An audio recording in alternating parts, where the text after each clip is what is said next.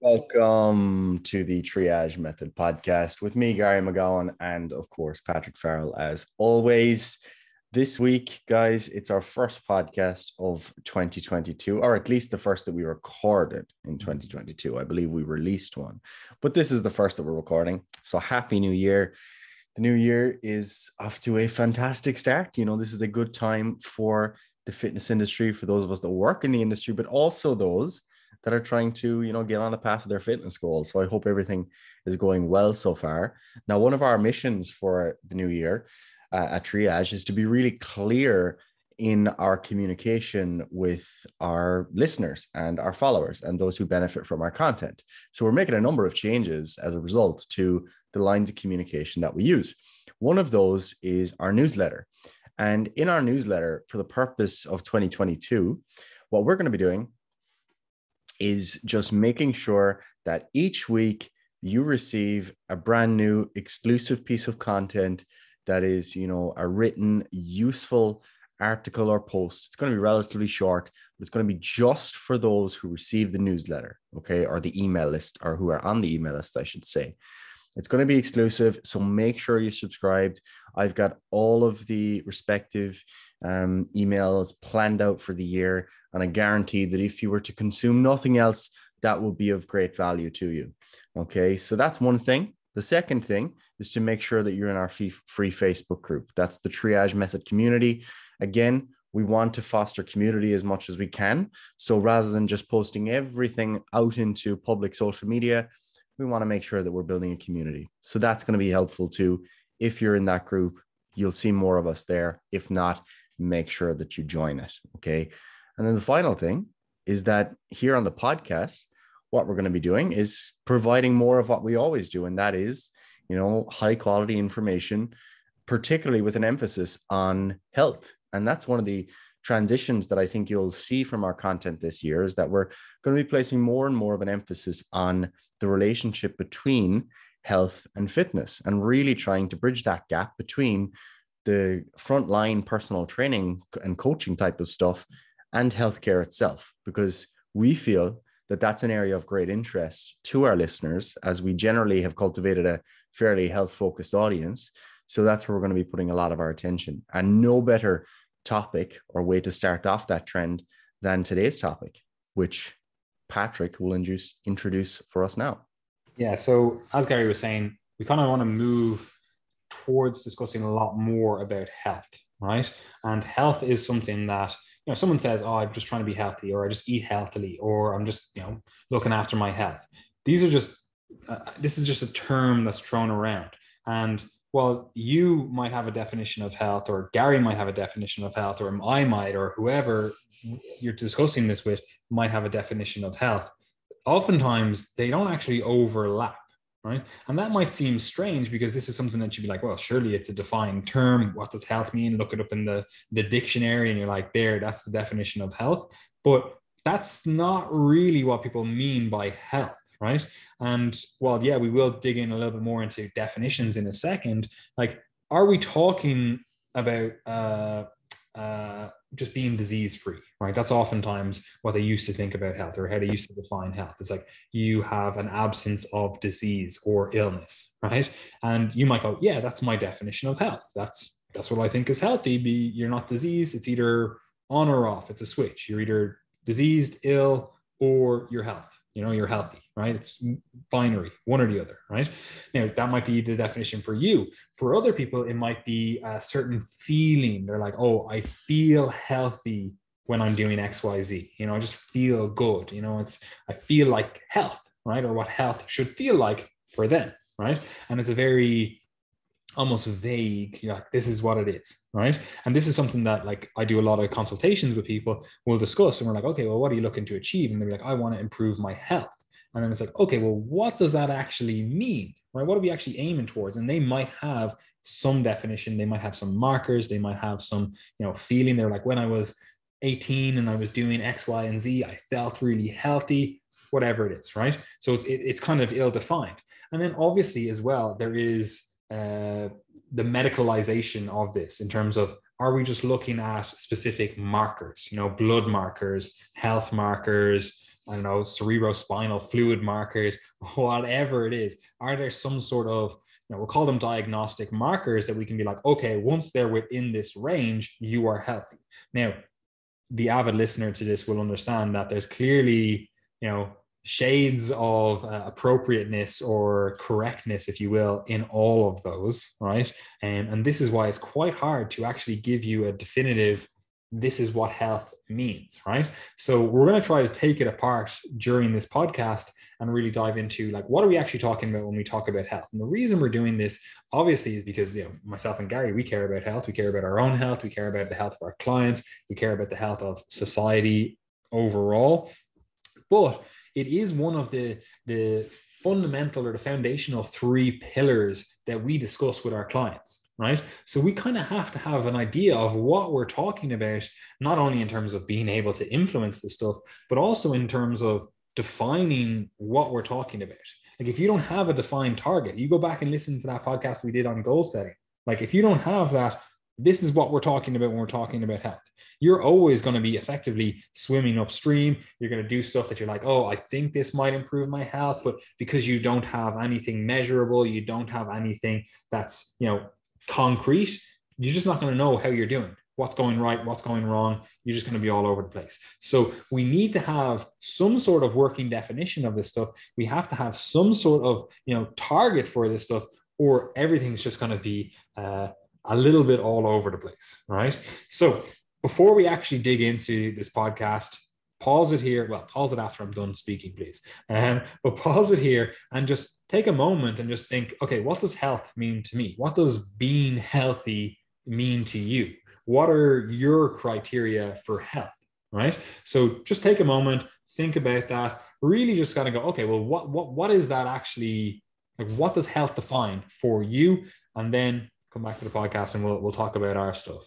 So Gary, take it away here. We're talking about health. What does health mean? Yeah, so this is a subject of great debate, and it has been for many years, and for good reason, especially because if you look at, let's say, the last 100 years, I suppose, in particular, there's been rapid advances in medicine, in surgery, in healthcare more broadly, and in medical science in terms of our understanding of health and disease. And with that, it can often seem like we take the goalposts and kind of move them with us as to what we mean when we talk about health. And for that reason, you'll see, various companies that are, selling you blood tests, and, you hear about different markers for cancer, and you hear about changing your diet, and all of these different things that are very much at the forefront of the public mind, particularly those in the health space. And it can make you feel like trying to pursue health is actually something that's just an endless target, that it effectively doesn't exist, because once you get one marker in check, then someone else says, okay, well, that health marker is in check, but what about, your serum calcium? And then what about your unionized calcium? And then what about your magnesium? And all these different things. And it can be an endless pursuit if you're looking at it at that level, because you can always go deeper. You can always go deeper beyond the level of the tissue, beyond the level of the cell, to subcellular and genetic markers and all this sort of stuff that can really complicate our understanding of what it means to be healthy. And in some cases, that additional understanding at the molecular level, for example, can be really useful. For example, if you've got colorectal cancer or breast cancer that has run in your family, and you've got specific tumor markers, for example, BRCA, that increases your risk of a certain type of cancer, then that is something that you wouldn't have been able to find out before, and it serves a very clear preventative role.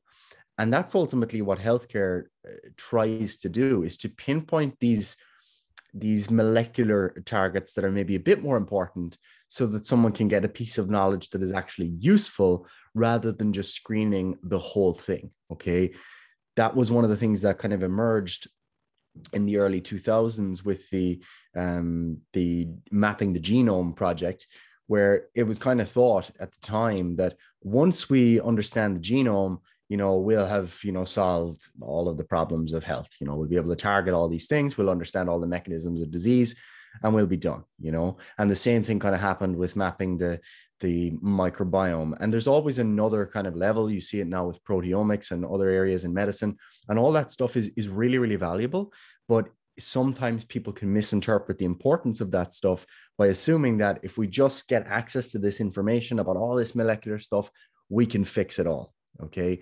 So in this podcast, what I'd like you to do is to zoom out, and some of you might need to zoom in, but a lot of people need to zoom out and look at their lives as a whole and ask themselves, what are the different parts of one's life that contribute to health? And in terms of definitions of health, which is where we're starting, you may have heard of the World Health Organization's definition of health, which is a state of complete physical, mental, and social well-being, and not merely the absence of disease and infirmity. And there's a lot of stuff that's really useful in there. And I think the thing that probably stands out is that last part where they really emphasize and not merely the absence of disease. That's an important point, because I guess some people do think of it simply as the absence of disease, and, my blood pressure is fine, my cholesterol is fine, I'm a healthy guy, but you still might be suffering. You might be struggling in life. You mightn't have physical, mental, and social well-being. And that's why it's important to look beyond just the absence of disease. But even this definition runs into a lot of issues. And that is, just to interject there, like one of the things is, like, again, like you said earlier on, like if you look back through history, like we basically only have medicine, like what we would consider medicine now, since the Victorian era, right? So we're talking the 1900s, where it's like, okay, we now have stuff that's really starting to look like modern medicine. Of course, they had surgery before that. And of course, they had different herbal remedies and different things. And, some of them became medicine as well. But if you're looking at health before, let's say, the turn of the century, not the last one, the previous one, in terms of, you're getting into 1900, right? So when we're really in that turn of the century, you basically got, what's your definition of health? Oh, well, I didn't die of fucking diphtheria. I didn't die of tuberculosis. I didn't die of any of these diseases. Yeah, cool. I'm still going to die in my 40s, but everyone dies in their 40s, right? At this time, right? So you're at that stage where you're like, what's your definition of health? That's much different than our definition of health today, because we come from a different context, because we come from effectively a different culture. Like the cultural revolution that has happened since then is often just like forgotten about. It's like, oh yeah, of course, like living into your 80s, that's the norm. When in reality, well, at least from the industrial revolution, potentially from the agricultural revolution onwards, like living into your 80s is not the norm. Right? If you look around the world, it's really not the norm for societies that aren't at the level that our kind of Western societies are at, right? So we have to look at that and go, okay, well, what's happening here? What has changed in our cultural lens in terms of how we view health? Because now if I said, oh yeah, you're healthy if you didn't die of tuberculosis, or you didn't get some, chronic pulmonary artery disease or fucking whatever, you're like, oh yeah, cool, you're healthy. Whereas you actually have psychological issues, you have, I don't know, any number of things, you're obese, you have whatever going on. You're like, okay, back in the day, you were healthy as a result of, just not dying. Now that's not how we view things. Yeah. And I think it's really interesting to question, in your own head, without being aware of the statistics, like what do you feel are the biggest threats to health in the modern day? Because often you'll find that things can creep in that you mightn't have thought of ever before. Like, for example, one of the things that I think is actually a massive threat, and is something that I would think about, but more than most other things related to health, when I consider my definition of health, are things like, moral degradation, the loss of meaning, crisis of meaning, those types of things in the modern world, where you can see that in our Western developed societies, there's clearly been a loss of common shared understanding, common goals, and those types of things. And you see that in political division. You see it even around the family dinner table sometimes. An example of that would be, I'm sure you've seen people sharing stories of them like disowning family members or being disowned by family members due to I don't know, their political affiliation, or due to their vaccination status, or due to their perspectives on COVID, and so on. And like that's actually quite upsetting, and is actually a lot more important than you might think. Because if you think of how that, like, firstly, that can cause a great deal of suffering if someone does not feel like they have any sort of meaning in life, and they don't feel like they have a purpose to go forward with, or they feel maybe isolated from their family or other people because of that lack of shared understanding. That can cause a great deal of suffering, a lack of direction, etc. But one of the other things that can do is lead to higher, risk of catastrophic events. If you've got a society that is heavily fractured, a lot of political division, you obviously have increased risks then of things like violence, for example. And violence can kill in a moment, whereas diabetes will kill over the course of centuries. And that's something that's always worth considering when you're considering that lens of health. I think that's something that's important anyway. And when you move beyond just, that understanding, or when you move towards that level of understanding, I should say, what you begin to realize is that the World Health Organization's definition of a state of complete physical, mental, and social well-being, it is, I guess, an ideal. You could call it like a platonic ideal that none of us are ever going to reach, but that we strive towards, because that word complete actually makes that very, very difficult to attain. Because for me, there might be moments, but there's probably never been a day where I felt that I've complete physical, mental, and social well-being, where everything is completely well. There's nothing that you could improve, because there's always something. You've got a worry on your mind about work, or about politics, or about a family member. You've got, an issue with regards to your financial stability. You've got some sort of debt, those types of things, or you've just got some knee pain. All of those things take you away from that so-called complete state of well-being. And for that reason, there's been a number of challenges from, the Lancet, from the Health Council of the Netherlands, from Huber and colleagues in 2011, who basically proposed a definition of health being the ability to adapt and self-manage, which is interesting, and is more, maybe it's our definition that we'll come to at the end is probably somewhere between this and the World Health Organization. Because I think that the good thing about this, of health being defined as the ability to adapt and self-manage, is it actually puts the individual as the agent of change. That they're the person who actually has the ability to affect their health, even just through their attitude. So yeah, I've got knee pain, but I can manage that. It's not a big deal. I can adapt to that today. Whereas someone else, they might have knee pain, and they might actually be, really suffering with that, and it's significantly affecting their psychological and social well-being. Clearly, the health effect of that symptom is far greater for that individual than it is for the individual who's well able to manage that. So that's something that's really important to consider. Is I guess it gets to the point of not just the presence of a symptom, or the presence of an abnormality in a blood test or whatever, but also the effect that has on the person and their entire life, which is something that's far more in line with how we would typically view health, because we've got a lot of clients who are personal trainers themselves, for example, and have a very good understanding of their health. And sometimes they'll come to us with very minor complaints saying, yeah, my shoulder was sore on the bench press this week, but, I made a little tweak to my technique and I just didn't perform my last set, and it's all good again. That person clearly adapted to that situation. They were resilient and they self-managed. That, for me, is what health is all about, so that for me, it makes that definition quite compelling. But, we'll come back to our own definition later on. But yeah, do you have anything to add in there, Paddy?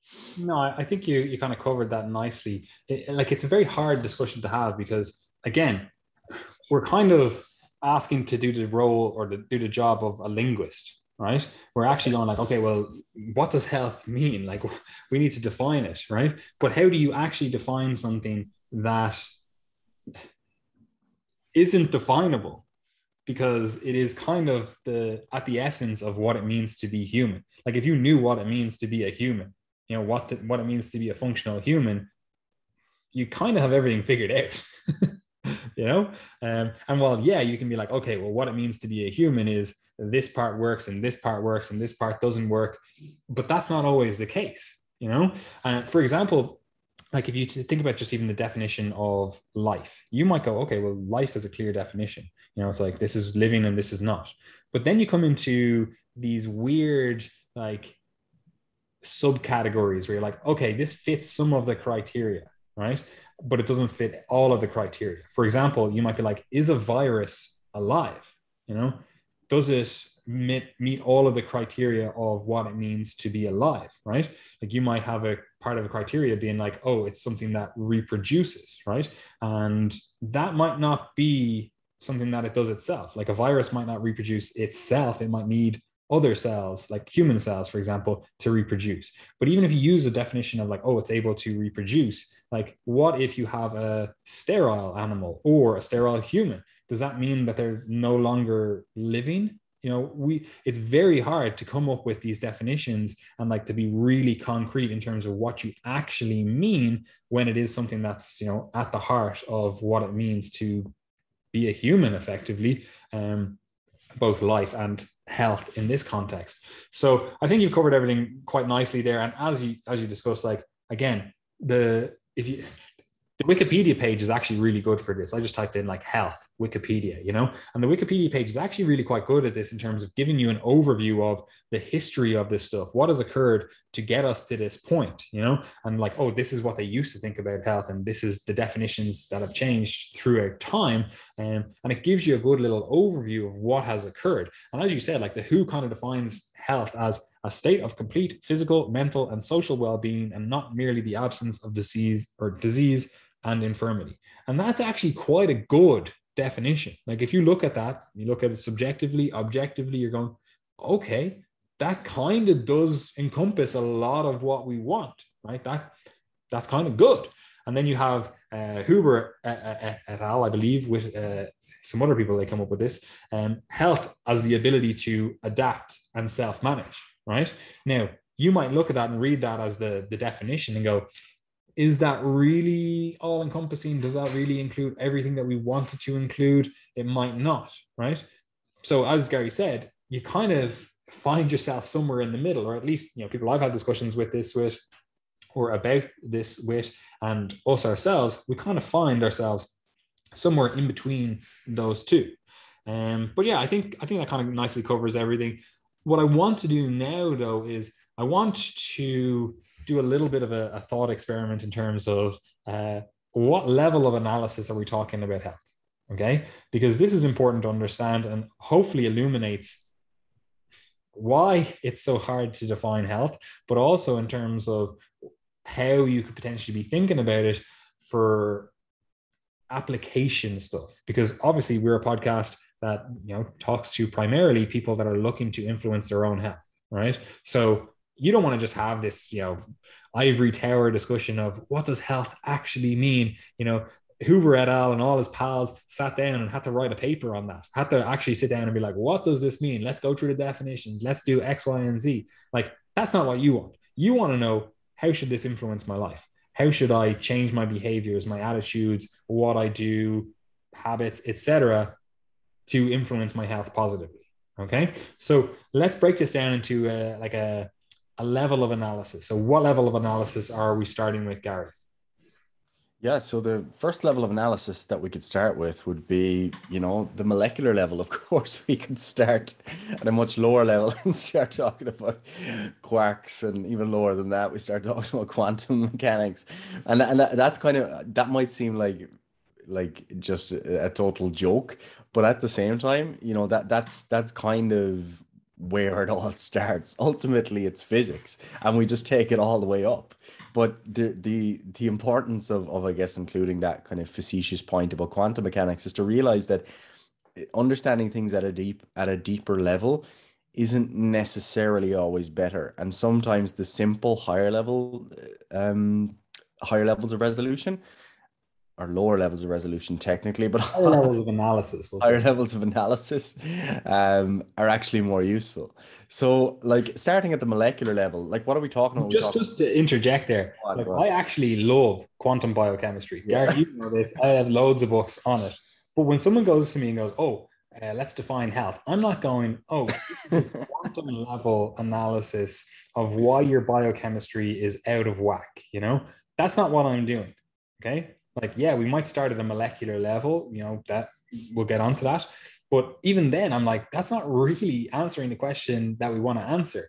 But anyway, sorry for interrupting you. Yeah. So like, if you start at the molecular level, like that can be very relevant in specific diseases. Like anyone who has studied biochemistry, I think for any deal of time, even if you just done one module on it, you'll often see like these diseases that are used as case studies, like maple syrup urine disease is a classic one, or you'll have galactosemia, different types of that, lysosomal storage diseases, phenylketonuria, all these very specific diseases that are the result of molecular defects, essentially.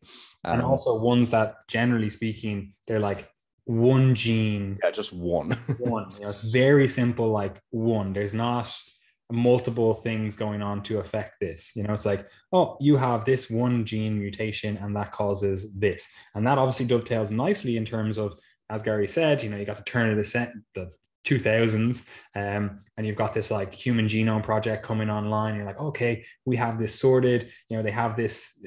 This is a little bit incorrect, but people have this theory of like, it's basically one gene, one protein. That's how we view genetics. Now, again, that's not the case, especially not now, and it wasn't the case then. But that was the general soundbite: one gene, one protein, and that just was not the case when we had all of this stuff mapped out. It was like, okay, there's lots of stuff in here, that redundancy, back and forth, and whatever else, right? But they do always use these case studies of, this is the one gene, one protein out of place, or one structure out of place, or whatever, because they're very simple to understand.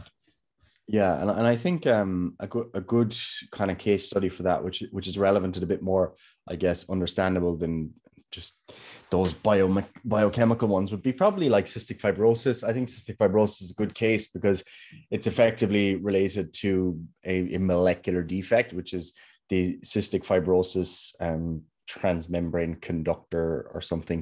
Basically the CFTR gene, which encodes for a membrane protein that's involved in the chloride channels. And this is, you're starting at the molecular level there because you're looking at the CFTR gene. Then you're moving to the level of the cell, where you're looking at the effect that the absence of chloride channels, and then the effect that has on cellular function. Then you're moving to the level of different tissues where, for example, in the lungs, you can get excess mucus, for example, as a result of the absence of those chloride channels or defective chloride channels. If you look to the pancreas, you've got exocrine dysfunction, which effectively means that your pancreas just isn't really secreting the stuff that it should normally. It gets blocked up a little bit because of the defects in those chloride channels. And you're at the levels of tissues and organs then. And then system-wise, you think of, right, the respiratory system. You can say, right, this lung isn't working properly because of these defects in these channels. And as a result, this is leading to compromised oxygenation. We're not getting enough oxygen in. This is affecting all the other systems then. Psychologically, what might that do to a person? It might make them, feel kind of social dysfunction when it comes to, partaking in sport. That might be a challenge for them. It might mean that they have to make various dietary changes because of the pancreatic dysfunction. At the social level then, because of the psychological distress, it might mean that they don't partake in sports and as a result don't make those friendships that other people might, so you keep taking it up levels from that low level of analysis to the higher level of analysis. And each one of them matters, and which one you look at depends on the problem you're trying to solve. Like in cystic fibrosis, it's a good example because over the last couple of decades, there's actually been great progress in terms of specific medications that have been developed and stuff like that. And you'd actually have to be looking at the molecular and cellular level in order to solve those types of problems. However, if you're maybe thinking about, for example, whether or not you should prescribe exercise for someone with cystic fibrosis, you actually might be more concerned at the kind of organ and system level, okay? Because what are we trying to do? We're trying to maybe improve someone's cardiorespiratory fitness. And it's not necessarily that we need to solve the problem of the chloride channels, but we might need to maybe make the heart work a bit better, maybe affect some parameters in the lungs and impact the muscles, which overall has a positive system-wide effect for someone with cystic fibrosis. So that's an example of where you have two different levels of analysis. And then if you have someone maybe who has cystic fibrosis, who has been having a real difficult time at school because of not being able to partake in sports, etc., a psychologist or a counselor or someone in the school might actually be the best person to deal with those problems. And that person might be looking at the psychological and social level of analysis of that person's health. So overall, you can see how taking it from those different levels, molecular, cell, tissue, organ, system, psychological, social, and environmental, how that can actually give you a much better understanding of how different professionals might intervene at different levels of someone's health, and how someone might understand their health overall. Because ultimately, if you think about it, for the individual, you actually don't care or are aware of the molecular and the cellular or even the tissue levels. Like for the most part, you're not really aware of what's going on. Like you're not really aware, you can't necessarily feel that, but you feel the effects of it. And it's the respiratory distress that leads to you, for example, being a bit anxious or psychologically distressed during activity, etc. So it's important to have your level of analysis right before you move on to try to solve a particular problem, I think. Yeah, and this is important to understand for multiple reasons, but two I'm going to note here is because depending on who you talk to, they're going to have a different view on this. They're going to be like, say you come to a biochemist, they're going to be like, let's look at this molecular or cellular level. Let's see what's going on here. That's what they really care about. And this is, you oftentimes see this where someone who is a scientist, that's their job. They will talk about health related topics, and they won't actually be, they'll be talking about mechanisms. They'll be talking about like almost like we call it mechanistic hypothesizing. They're like, oh, we see this mechanism in the body. It does X, Y, Z. That's really beneficial. So we want to encourage that. And it completely ignores everything else. It's like all you're focused on is this cellular or molecular level stuff. And it's not necessarily improving the rest of the stuff. Well, yeah, it might improve the tissue or even the organ, but that doesn't necessarily mean that it's contributing to your health. For example, you might see someone, a scientist, say, this supplement, you should be taking this supplement and it's really going to improve your health. Like, for example, in the health to longevity realm, people talk about NMN or NOR. They're like, take these supplements, they interact with sirtuins and they interact through these few different pathways and they potentially lead to better health. We'll just say better, longer health, right? Those supplements, especially NOR, really expensive. Okay, so first of all, you might be like, okay, I really want this benefit that these guys are hypothesizing about, that is shown in like animal cells or animal models or whatever. And you're like, I want those benefits, right? But the cost of it could actually have a much bigger influence on your life, because now you're like, okay, well, I'm shelling out, even if it's just whatever, £100 per month on this stuff. That's still like 1,200, well, it's 1,300, depending on how you count a month, pounds per year, right? So that's now money that you're not able to contribute to potentially your pension, potentially contribute to your house, potentially contribute to your children or other tasks, right? Other things that you're like, oh, I want to do that. You can't go on a holiday this year because you just spent $1,500 on a supplement that might not even work, right? So first of all, we have to look at that. Okay, who is giving this information? Are they actually dealing with immediate consequences? Are they actually dealing with people that are, seeing benefits from this stuff? Or are we just at this kind of tissue, molecular, or cellular level where we're like, yeah, we can see some stuff when we pour some stuff on some cells in a petri dish, right? So that's the first thing. We have to be aware of who we're talking to, okay? And then also, it's really important to understand, because some of this stuff we have impact over. Some of this stuff we can be like, okay, this is within my individual purview to look after. Some of this stuff, it's in my purview to look after, but unfortunately, I've just been dealt a shit card, right? Like you could have a genetic mutation. Unless we have some sort of gene therapy that can change that, unfortunately, you just have to deal with that, right? But either way, you are still able to change your habits, change your lifestyle, change whatever to lead to better health, right? But we have to still go back to that and go, well, what does better health mean, right? Again, it goes back to, what does better health mean for an individual that doesn't have whatever mutation it is or whatever gene defect or whatever, versus what health means for someone that is doesn't have this gene defect, gene mutation, right?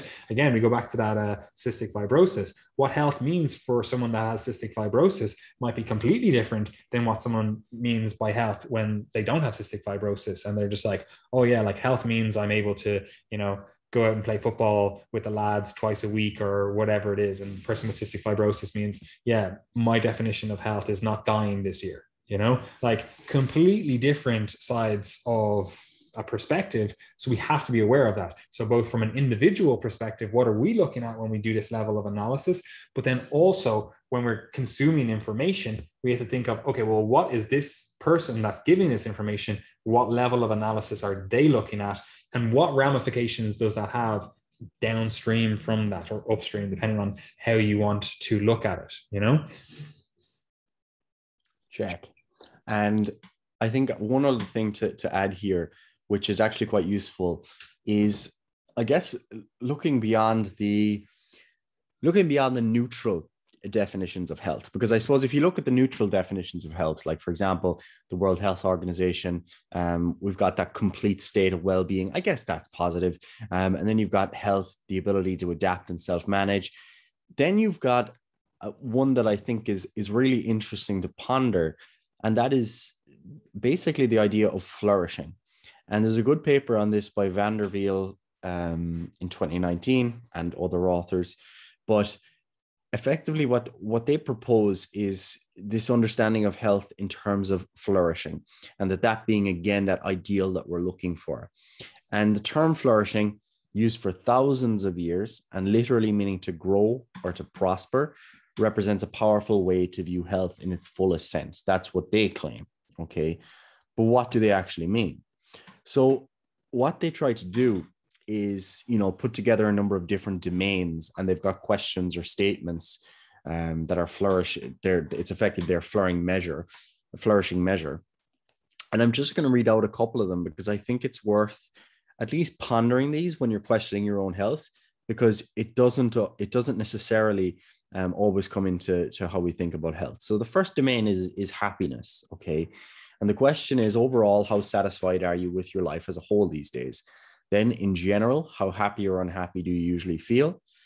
Then, mental and physical health. In general, how would you rate your physical health? Now, the one thing I suppose to interject on there is that the really important thing here is that sometimes when you get into these domains of understanding health in terms of flourishing, you could actually be overlooking things that are actually detrimental to your health. Because, for example, in general, how do you rate your physical health? Like, it's not so clear how to reconcile that with the understanding that most of the diseases that are a burden on the healthcare system at the moment are chronic long-term diseases that you don't feel. Something's really important, because you could have high blood pressure and just not know, okay? And it could be a significant threat to your health. And if you just rate how you feel or how you rate your physical health, you might be like, well, yeah, it's fantastic. I've never had any issues. But that 160 over 100 blood pressure could be pumping away in the background and putting you at high risk of stroke. Okay. So that's something that I would just interject on there. Now, the other things that they mention are this as well, to really put that in context. Like, if you've never been quote unquote healthy, how the fuck are you supposed to know what that feels like? Yeah. Like, if you've just always been, say you have a potential for a 10 out of 10 health and you've just always been at a 3, right? How do you know what being healthier feels like? 3 for you, you're like, great, I feel fantastic here because, I'm not falling apart, right? That's your best ever. You're most well rested, etc. Is a 3 out of 10, right? You're dehydrated. You've never exercised. You've done whatever, but it's still the best health that you've ever been in, So you're like, yeah, I'm in my best health, right? But it's not the best you could potentially be. And this is also further confounded. And we didn't dig too much into it. We might go back in a second in terms of your environment as well plays into this. Because again, if you're at that 3 out of 10, right? And everyone else around you is also at 3 out of 10, or potentially a 2 out of 10, right? They're all at 2 out of 10. You're going to be like, wow, I'm in fucking fantastic shape. I'm in the best health of my life because your context for that, your environment for that is set up in such a way that you're like, oh, these other people have far worse health than me, but that doesn't necessarily mean that you have good health. Yeah, absolutely. And I think a lot of these questions do get at some messy areas. And the next one is just how would you rate your overall mental health? Similar issues there. The next is meaning and purpose, which is something that's interesting and kind of goes back to what I said previously. And the questions that they ask are overall, to what extent do you feel the things you do in your life are worthwhile? And then a statement they make that you agree or disagree with, or to a certain degree, is I understand my purpose in life. Okay. Again, like really difficult. Okay. Really difficult to try to pin those things down. Character. I always act to promote good in all circumstances, even in difficult and challenging situations. Again, so difficult because we have to then answer, what does it mean to promote good? Is it just personal moral conscience? And is that something that you allow to be influenced by others, by your society? Who taught you your morals? Absolutely. So that's such a difficult one. But I actually think that, like, I'm saying it's difficult as in it's challenging. I'm not saying that these shouldn't be considered within the framework of health, because I absolutely think they should. And I think that as healthcare professionals, or as people who are concerned about our health, I actually think it's really important to consider that stuff, which is why I mentioned previously that questions around your meaning and purpose in life, and shared understanding with others, and not dehumanizing people and stuff. I think that all that is incredibly important for health, and I think that it should be discussed. So there are other points then, I'll just fly through them. I'm always able to give up some happiness now for greater happiness later. Really difficult thing to do, but definitely a mark of maturity, I think. Close social relationships. I'm content with my friendships and relationships. My relationships are as satisfying as I would want them to be. And then finally, financial stability. How often do you worry about being able to meet normal monthly living expenses?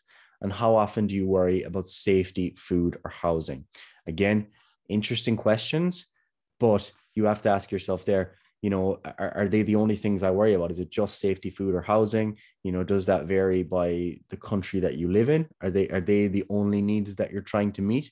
Because many people would say that, safety, food, or housing are very basic needs. And for many people in the West, if they could only meet that, they still might have a lot of anxiety about their financial stability and everything. Whereas if you were to give someone in a very underdeveloped nation safety, food, and housing, they'd be, totally content. That's what they're fighting for. Okay. So again, social context matters. As you can see, these questions, if you were to go through them, I think they should be used as sort of like a life analysis type of thing, where you basically review where you're at, what you need to work on, rather than trying to come out with some number out the other end saying, I'm 70% healthy or whatever. But look, that table, we will include all this in the podcast notes so that you can review it anyway. Yeah, just also you have a question there as well at the end of the flourishing stuff, Gary. So ask it. Where's my question? Oh, yes. So as I said, so, oh wait, no, is this it may seem esoteric? Yeah. So it may seem esoteric, but do you really care as much about your blood glucose reading as you do about how satisfied you are going to work each day, or the quality time that you spend with your family? Okay. That's something that, again, really important to ponder, because very often what we do, especially those of us who are, in the fitness industry, working in the fitness industry, we'll start to measure all these different things like our blood glucose, heart rate variability, resting heart rate, etc. And we have all of this idea of what's going on in our blood, but we don't know what's going on in our heart or in the hearts of our family members, And what I mean by that is, like, do you really do all of the things that bring you joy and that bring you that lasting sense of purpose and meaning?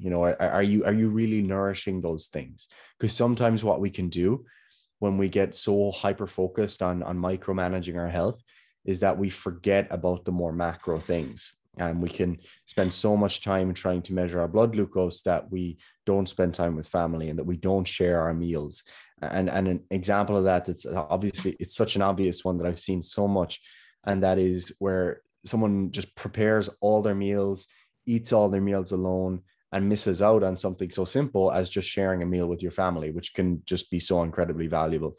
And to be honest, in your early 20s or early in your training career, like some people get into training in their 30s and go through that obsessive phase, it can be very easy to focus on all that stuff. I think most people, they do come out the other end and realize that maybe some things are more important and they need to find some balance between their very strict diet and, you know, living a more normal lifestyle, eating with their kids or passing on good food practices.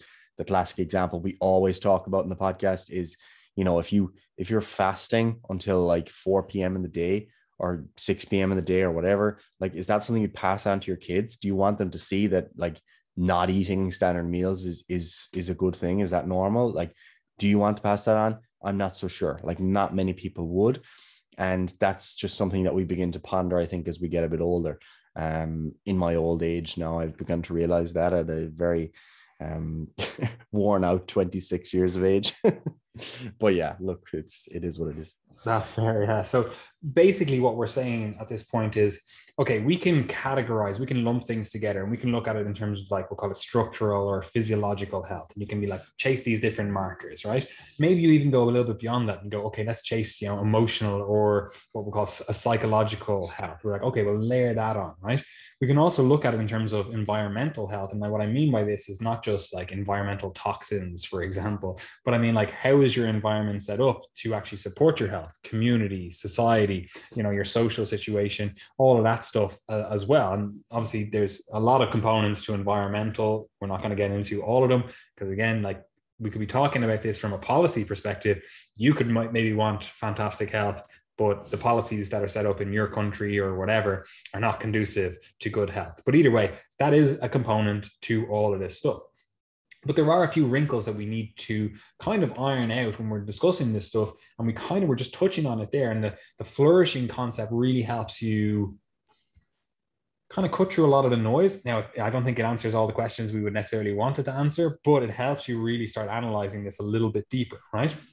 For example, there is something that we would call, well, maybe we'll put it in these terms, right? Like, when you're looking at your health, a lot of people will look through it in terms, or look through it from the lens, I suppose, of, I want to maximize the duration of my life. I want to live to 100, you know, that's what I want. But that's not necessarily what you want if it means that, you know, you don't feel great, you don't have a great like connection with people around you, you don't have your environment set up correctly, you don't have all of these other things, and you're just barely hanging on to 100 years old because you're like, that was the goal, that's what I see as health, a long life, right? Other people will be like, I want to maximize the intensity of my life, right? And they want to maybe, they don't care about trading off a couple of years at the end because they're like, I want to really just get the most out of my health, my body, whatever at this time. For example, you might see people, to give those two camps, you might see people in their 20s go on a load of like steroids, a load of different drugs, because they're like, I want to, you know, literally be as big as I want or do all these things, sporting, whatever, all of that. And they're like, right, the intensity of my life, the amount that I'm packing into a single day, a single week, a single year, whatever, you're like, I'm really maximizing that, right?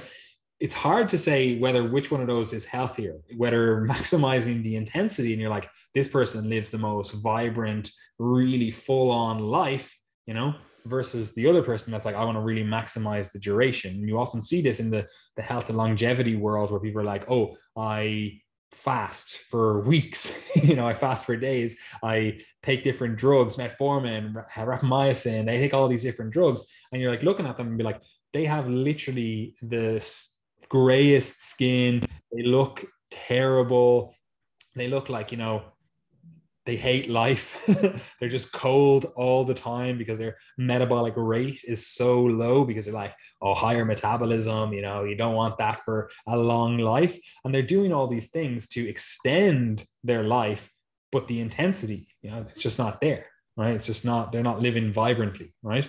So we have to look at this in terms of, we actually be pretty clear in terms of our definitions of what we're actually looking to achieve. And it's really hard because there's so many levels of analysis for this stuff, right? Are we looking to add years to our life, or are we adding more life to our years, right? And again, a classic example of this is you definitely have know someone or vaguely know someone or heard of someone that, you know, they've basically been surviving on a, you know, life support machine for the last 10 years of their life, you know, and it's like their quality of life was just not there. They literally lay in a bed for 10 years, you know. It's just like they really didn't see their family, they didn't enjoy it, they couldn't move, they couldn't do X, Y, and Z. And for some people, they might argue and say, oh, well, that person just had a terrible life, right? They're just, you know, there's no quality to that life. But the thing about it is, it's very hard to say whether that person is healthy or not. Now, obviously, if they're on a life support machine, you could be argued that they're probably not in a healthful position. But that person might just fucking love doing mental arithmetic, you know, and they're literally just sitting there doing the most fascinating, complex, in-depth maths. And they're just like, they're loving life, you know? You don't know. So you cannot make a judgment on that without the full picture. And unfortunately, none of us will ever have the full picture because we didn't create life. You know, we didn't make this stuff, you know. But then also, and you were talking about this before the podcast, like you can view health through this kind of via negativa versus via positiva lens. Like, take it away. You can probably dive into that a little bit deeper. Yeah, so I mean, like I kind of use that terminology in a couple of different senses.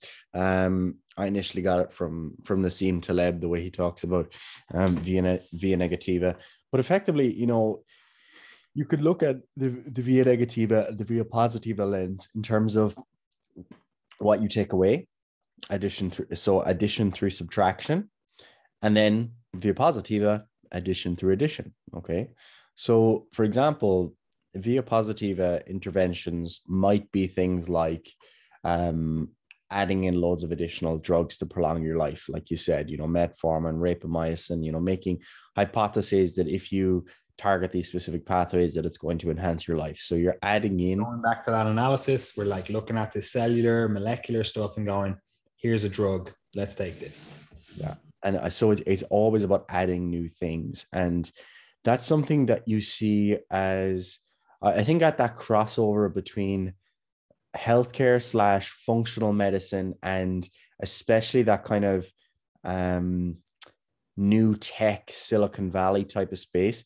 That's where you see a lot of this start to creep in, where it's all about doing more. Like, for example, wearing a continuous glucose monitor to try to hack that, you know, the whole biohacking space. It's all about what we can add, what we can do, what we can change to try to become healthy. Okay. And to some degree that works. Clearly we have to add some things in order to be healthy. An easy example of that would be something like polyphenol content in the diet, you know, through olive oil or dark chocolate or blueberries, for example. Or even just exercise. You might be not exercising now, adding in exercise, boom. 100%. And adding these things to your, adding polyphenols, for example, or adding exercise to your life, they have benefits above and beyond if you had lived without them. So, for example, polyphenols in the diet would be considered non-essential. Okay, they're not part of the essential nutrients. They're not necessary for life, but they have a positive effect when consumed. Okay, so they're adding something else. Same with exercise. You know, an easy example is weight training. It's adding muscle mass above and beyond, strength above and beyond what you'd expect the average person to have if they were to live a normal life. Now, clearly, there's a very, very strong argument for adding things in for the purpose of health. Now, the other side of things is actually simpler, and it's often what we try to target with our clients, because via negativa is actually asking yourself, what's harming me and how can I practice harm reduction? Okay. For example, I live in an area, I don't, by the way, but let's say someone lives in an area with very poor air quality. If they were to move or the air quality was to be fixed tomorrow, that would have a massive impact on their health. They didn't have to spend extra money unless they bought a new house. They didn't have to, you know, add any supplements, add any drugs. They just had to remove something that was harming their life. Giving up smoking, giving up alcohol or drinking alcohol less, giving up the overconsumption of food, obviously. All these things. Consumption of social media. Yeah, 100%. The overconsumption of social media. You know, if you get up in the morning and you're scrolling Twitter and you follow all political pages, like that's not good for your health, regardless of your political beliefs, because no one that is like into politics at the moment is like getting joy from political content, unless it's just memes, in which case, please continue. But you know, for the most part, if you're scrolling social media for hours and hours per day, and just consuming, that's generally something that's detracting from your health. So if you were to take that away, your health improves via negativa. And not only that, but a lot of the removal of certain harms, like for example, time spent on harmful activities, leads to you being able to allocate that time to something else that's potentially more healthful, which is just fantastic for your health. Another thing, you know, might be you might be in a position in your life where you've been working for 20 years already and you actually just crushed yourself in your 20s. You saved loads of money. You worked 80 hours a week. And you might be in a position now where if you were to reduce your working hours to, I don't know, 25 hours a week, you know, and just start reading more in your spare time or take up baking or crochet or whatever, that would actually be a net positive for your health because you're financially stable. You don't need the money anymore. You're just kind of it's been a path dependent life. You know, you worked really hard, you got the position, and now you're just keeping the position, but you have the option to step down. And if you were to do that, that might give you better health long term because you're reducing your stress, you're potentially going to sleep more, etc. I'm sure you can think of countless other examples, but very often it's actually those via negativa interventions where you're adding something to your health by subtracting something that's harmful that are the most powerful, because you generally don't have to go spending more or adding loads of stuff into your routine. The place I talk about this most, I think, with clients is when they're talking about stress management, because some people make stress management just stressful. Like, right, I need you to wake up in the morning and meditate for half an hour. How am I going to find time to meditate for half an hour? You know, and all that's happening is you're just running through your head and everything's more stressful. Okay. Or other types of interventions. You know, you'll have these people with elaborate 2-hour morning routines for stress management, when for most people in the real world, that's just not going to cut it. Okay. Whereas if they were to apply the via negativa approach, maybe it might be having a wind down routine at night by not staying up watching Netflix or something like that. Or it might be taking a few hours off work on a Friday so they can do something meaningful. Whatever it happens to be, that tends to be more powerful. Yeah, 100%. And look, it's not like we're going to come away from this podcast and be like, here's everything. We covered absolutely everything, you know? But it does bear thinking about for you as an individual in terms of what are you aiming for with your health, right? And then how are you actually going about achieving that? Are you just thinking of it, what can I add to this? What can I do? What can I do to do more here, add in here? That might be, you know, you're kind of missing the forest for the trees. It's like, okay, let's do this analysis of your life and go, these things are clearly detracting from your goals, from what you want to achieve. As a result of that, you're more stressed, you're not sleeping as much, you don't have as deep, meaningful connections with people because you're never really present, you're always on your phone, for example. Like these different things, it's like, okay, you potentially would benefit from just taking away a lot of these things and you would have a much higher quality of life then as well, right? So that's not necessarily going to be shown on a blood panel. So we have to look beyond that, right? But we also have to consider that some individuals, they're not necessarily looking to be average. Some individuals are looking to be the pinnacle of health, right? And there's going to be shades within that. So potentially for an individual just to get into we'll call it the reference ranges for health, although again, I don't think markers are necessarily the be all and end all, but let's just say this general reference ranges for health, you know, they're based on averages, right? So if you just want to get into them, yeah, you're in a healthy position, but there's other individuals that want to be like, I am at the best position within those markers. So for them, simply removing certain things, maybe it's not going to cut it then. You know, maybe they've already got rid of all of the things that are detracting from their life and they already have their life set up in a way that is, you know, relatively on point. For them, then yeah, you probably are going to have to add something in, you know, but the thing about it is you kind of have to get the fundamentals done first before you can, you know, upgrade to the bonus features, you know, because yeah, you can go get the bonus features now, but if you get the fantastic, you know, stereo system in your car, that's cool. You've bought the stereo, but you don't have a car. Like you have to get the car first. So you have to do the fundamentals. You can't skip ahead with this stuff. So look, there's a few other things that we want to cover in this. I am aware that it's, getting on. The first thing I want to cover is, well, effectively what our view of health is. So where do we stand with this, Gary? Yeah. So before we get to our definition, what I want to mention quickly is the fact that health doesn't have to be number one.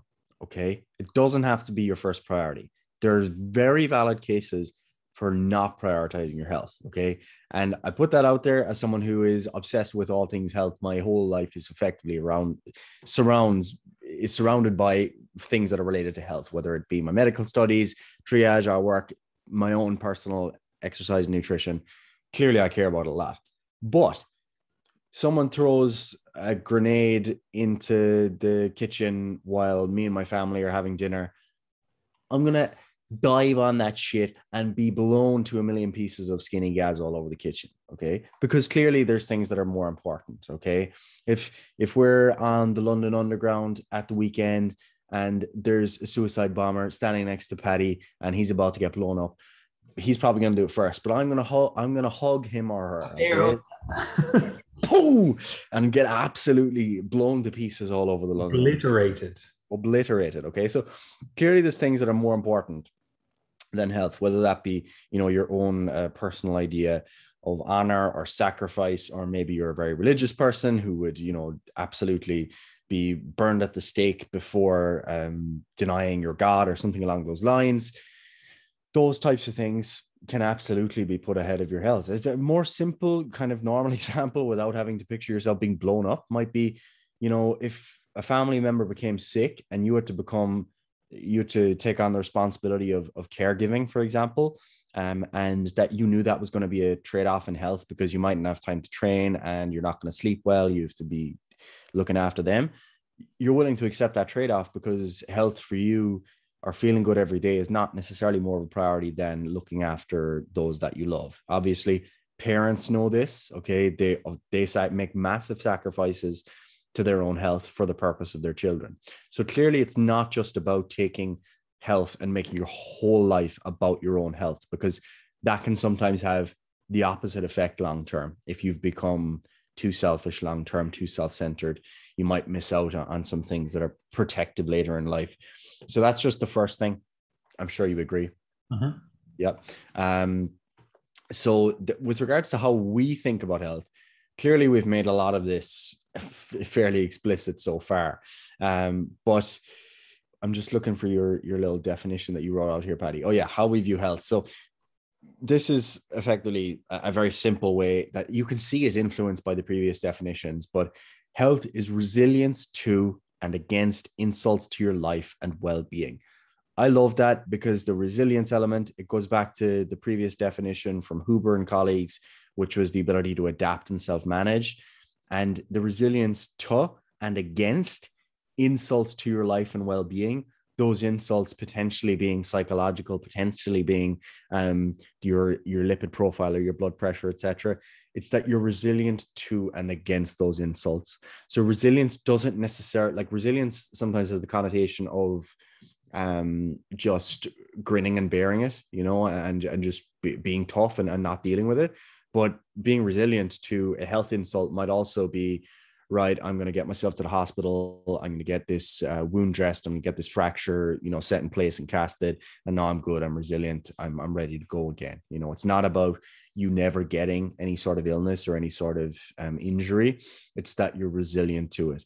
And I think that the important thing there long-term is that if you've developed, I guess, what you might call a reserve of resilience through physical activity, strength training, good nutrition over the years, then you've got that capacity that if you do get, let's say, a chest infection and you're hospitalized for 2 weeks and you're bedbound, you come out of that better off than someone else who hadn't trained and eaten like you did for all those years, because you've effectively got that reserve. Okay. If you lose 10% of your muscle mass, it's not a big of a hit. So you're resilient to that insult because of those healthy practices over all of those years, There's many other examples, I'm sure, that you could think of. For example, the fact that, let's say, it doesn't even have to be muscle mass specific, because one of the things that you do see as well is that as people get quite old, like in their 80s, for example, like being frail is probably more of a problem than being obese. Okay. It's not always the case, but if you go to the hospital and you've actually got some spare body fat, that actually gives you resilience to losing body weight rather than becoming severely malnourished.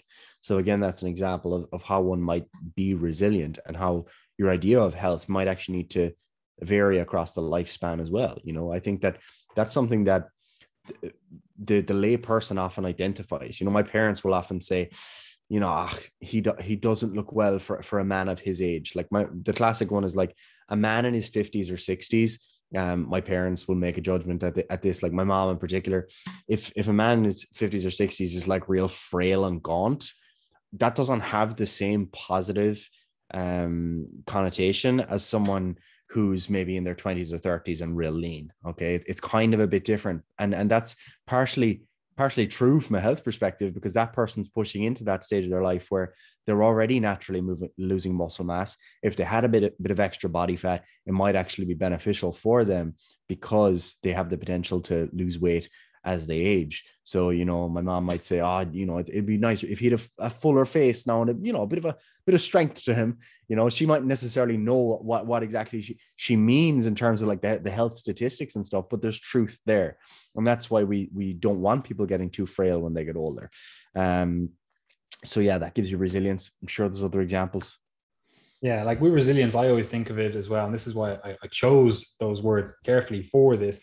I always think of it in terms of, first of all, there's an inherent building quality to resilience, you know, like you're resilient to future insults, you know, it's like what you're accomplishing now is helping you build towards being more resilient in the future. So I really like the word resilience, but obviously, again, like words shift over time, and, you know, people have different, you know, contexts for the word, right? But I also feel with the word resilient, and the way we phrase it there in terms of resilient to and against insults to your life and well-being, like this could be, again, like as you said, physical, psychological, social, whatever.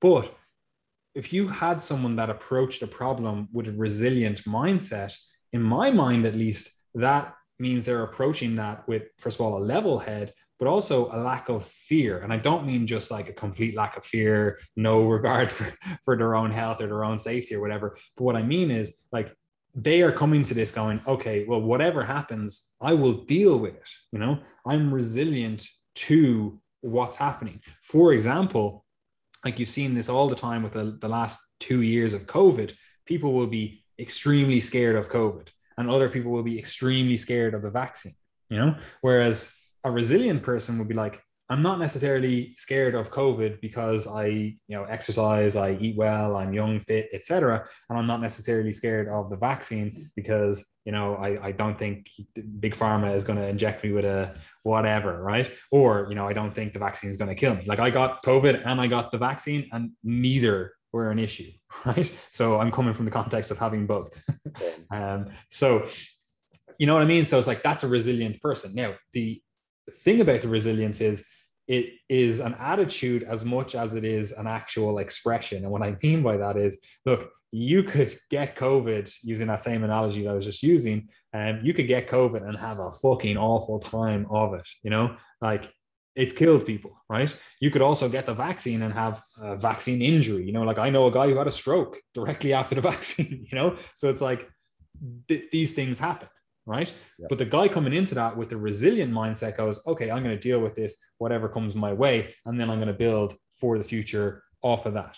Right. So I really like, again, the word resilience. And I think it fits in nicely with that overall, the definition in terms of health is resilience to and against insults to your life and well-being. And again, with that kind of insults to your life and well-being, this is important to understand. And we're going to finish the podcast here just talking about some of the determinants of health, but this is also relevant to future discussions when we talk about you know, the different things that kill people, right? Because people have a very hard time understanding that this is more important to focus on because maybe it doesn't kill them straight away, but also that means that some things do kill you straight away.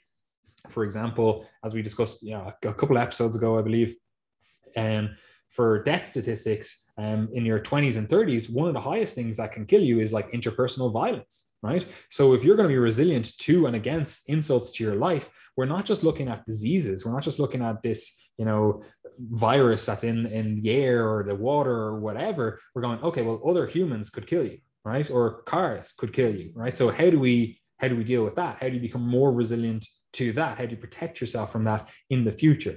So it kind of is nicely all encompassing. Now, obviously, look, I'm an idiot. Gary's an idiot. I just came up with this definition. I think it fits nicely. Gary likes it, but I'm sure someone out there could pick that apart and be like, no, look, you've missed this, blah, blah, blah, right? But that's not the point of it. We have to actually deal with clients. We have to deal with people in front of us. And when we talk about these kind of three pillars that we often talk about with all this health and fitness stuff, we've got health, we've got performance, we've got body composition, right? So if this is one of the three pillars here that I'm talking about with clients, every time I talk to a client, pretty much, like, we have to have some sort of working definition for that allows us to look at what we're doing and how we should go about achieving the overall goals, right? Do you have anything to add on to that, Gary? No, that's all good. Fantastic. Right. So I just want to finish this on just a quick overview of the few different determinants of health that are often cited. We've gone through quite a lot of them already in terms of the different stuff that we've covered, and we will definitely be covering these again in the future. Right. But there's a few that are often cited, and I'm going to go through these purely because you'll see that a lot of this stuff is within your control, but you'll also see that a lot of this stuff is outside of your control. Right. And it does all impact on your actual health at the end of it. Right. So the first thing is income and social status. Right. Now, parts of that are inside your control. A lot of it is outside your control as well. So, we have to be aware of that it influences your health. It 100% does. Right. Social support networks. Again, some of that's inside your control. Some of it's not, like if people just don't like you for whatever reason, like you're, I don't know, an untouchable in Indian society or something. It's like, you don't even exactly have this great social support network, right? And your education and literacy, like that literally can directly kill you. You can have poor reading comprehension skills, read something wrong, take too many pills, and die on the spot, so that kind of stuff is important, or road work ahead and you just blast out into traffic because you can't read,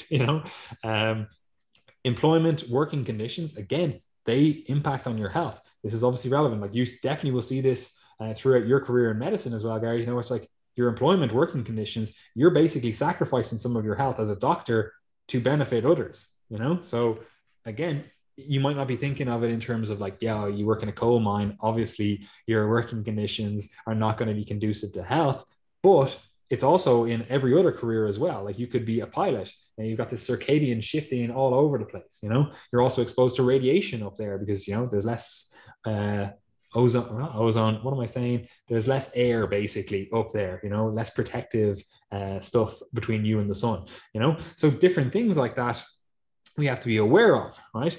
Your social environments, like, do you socialize? You might just be someone that's a very common thing. Like I live in London, so I see this all the time. People will literally go to work, and nowadays it's a lot of work from home, and then all they do is watch TV afterwards.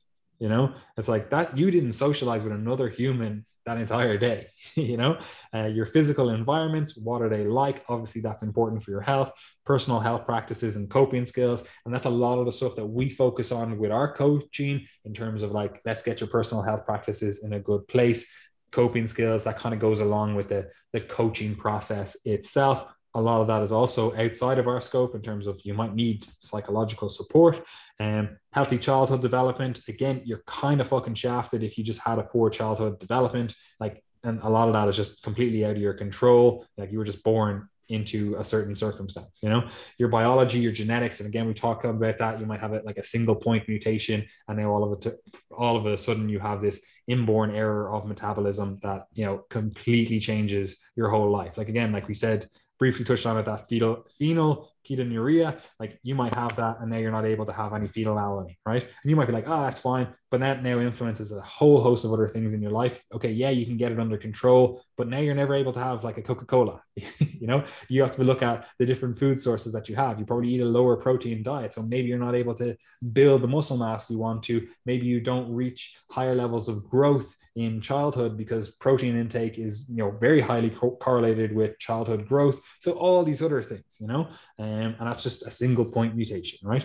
Healthcare services, what are they like in your area? What are they like in your country, etc., right? Your gender, this stuff does influence your health. It's a determinant of your health for a variety of reasons. Again, we'll talk about them in future. Your culture itself, right? Again, you might come from this real macho culture that goes, I'm never going to go to a doctor. I'm not going to go see a doctor about whatever health issue. And as a result of that, you have poorer health outcomes because you never actually got anything tested. You know, you never actually interacted, even though you should have. You're like, oh, this mole on my arm, you know, it's looking a bit all over the place. It's been growing and it has no defined edges. And you're like, nah, it's grand. You know, like someone that cares about their health would go to a doctor about that, right? So a lot of those practices, as you can see, they're outside of your control as an individual, but there are also a huge amount of things that are inside your control as an individual, right? And this will become really apparent and really obvious when we do go through the different, you know, things that humans die of, right? Because that really brings this home in terms of,